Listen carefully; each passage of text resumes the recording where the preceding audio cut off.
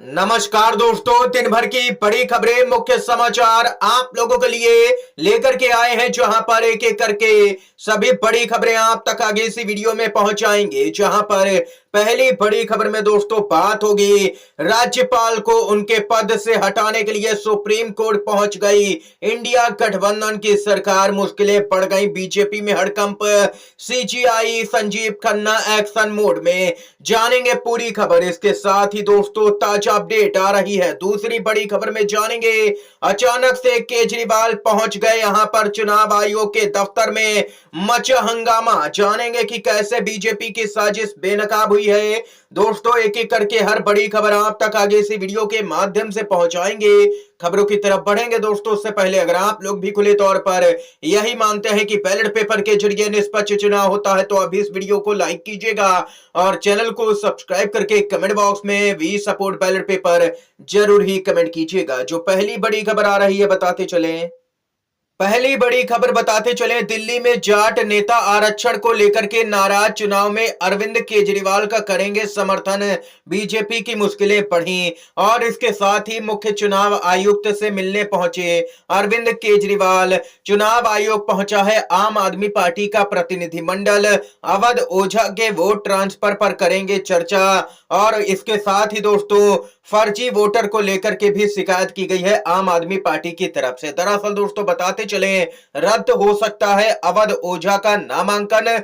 अगले महीने यहां पर होने वाले दिल्ली विधानसभा के चुनाव में अवध ओझा पटपड़गंज सीट से आम आदमी पार्टी की ओर से मैदान में उतरे हैं, लेकिन इसी बीच उनके चुनाव लड़ने को लेकर के सवाल खड़े हो गए हैं। पटपड़गंज विधानसभा क्षेत्र से आम आदमी पार्टी के उम्मीदवार अवध ओझा का वोट अब तक ट्रांसफर नहीं हुआ है दोस्तों। अब इसके चलते उनका नामांकन भी रद्द हो सकता है।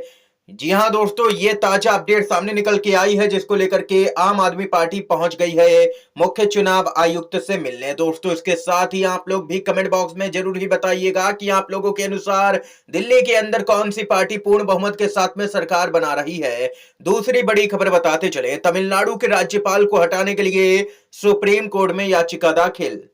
जी हां दोस्तों, तमिलनाडु के राज्यपाल को हटाने को लेकर के सुप्रीम कोर्ट में याचिका लगाई गई है, जिसमें राष्ट्रपति के सचिव और अन्य को उन्हें यहां पर बताते चले कि टीएन रवि को वापस बुलाने का निर्देश देने की मांग की गई है। याचिका में दावा किया गया है कि रवि ने राज्यपाल के दायित्वों का पालन नहीं किया और लगातार संविधान का उल्लंघन किया है। याचिका लगाने वाले एडवोकेट सीआर जया सुकीन ने कहा कि राज्यपाल 6 जनवरी को अपना पारंपरिक संबोधन दिए बिना ही विधानसभा से चले गए।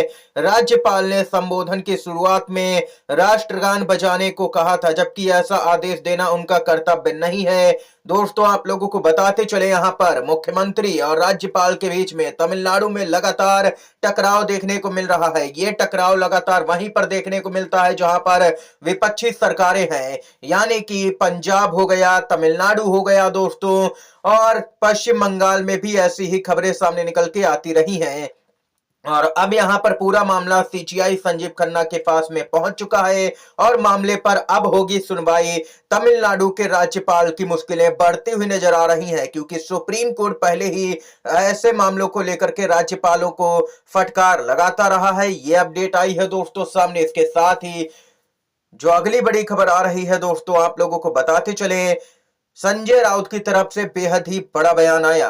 देश की सबसे बड़ी समस्या है मोदी और शाह, इंडिया गठबंधन की मुश्किलों में यहां पर बदला संजय राउत का सुर।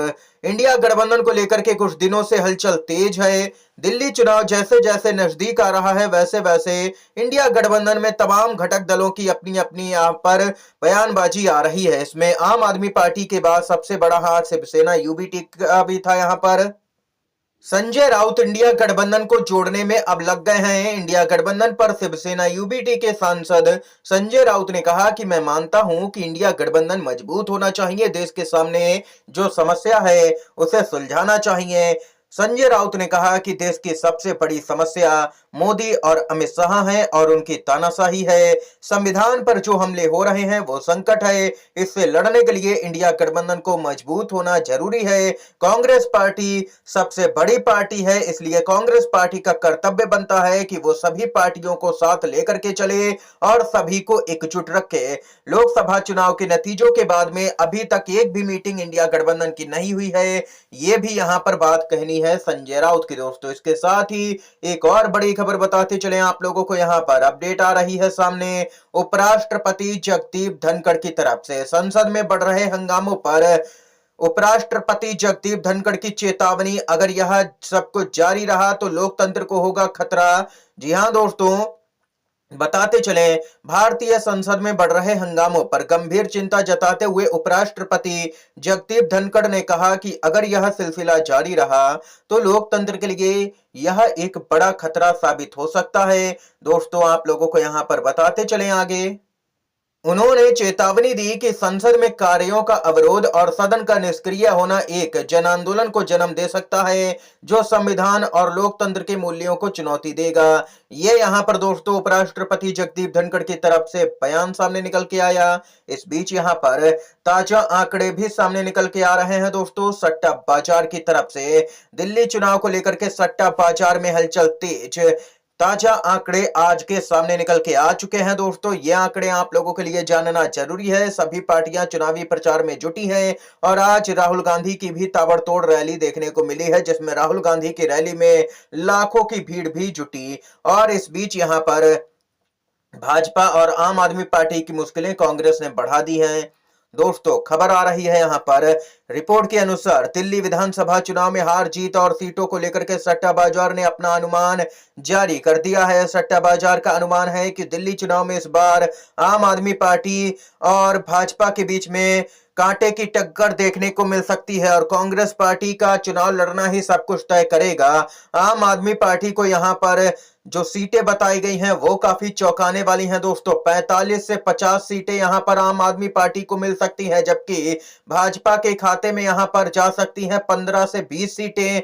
ये यहां पर दोस्तों सट्टा बाजार ने ताजा भविष्यवाणी की है और कांग्रेस पार्टी के खाते में 0 से 5 सीटें जाती हुई बताई गई हैं दोस्तों। सट्टा बाजार के इन आंकड़ों के अनुसार कुछ सीटें इधर उधर भी हो सकती है। ये सिर्फ यहां पर अनुमान लगाया जा रहा है सट्टा बाजार की तरफ से दोस्तों, क्योंकि सट्टा बाजार अपने हिसाब से ही चलता है। लेकिन यहां पर जो ताजा आंकड़े थे हमने आप तक पहुंचाना जरूरी समझा, ताकि आप सभी भी जान जाएं कि सट्टा बाजार आखिर किस पार्टी पर दांव लगा रहा है दोस्तों। इस समय की ये यहां पर बेहद ही बड़ी खबर सामने निकल के आई है। दिल्ली विधानसभा चुनाव को लेकर के ताजा आंकड़े जारी हो चुके हैं सट्टा बाजार की तरफ से। दोस्तों आप लोगों की क्या कुछ राय है इन आंकड़ों पर जरूर ही बताइएगा। अगर आप लोग भी सहमत हैं आंकड़ों से तो वीडियो को लाइक कीजिएगा, शेयर कीजिएगा और चैनल पर नए हैं तो चैनल को सब्सक्राइब कीजिएगा। आप सभी का बहुत बहुत धन्यवाद।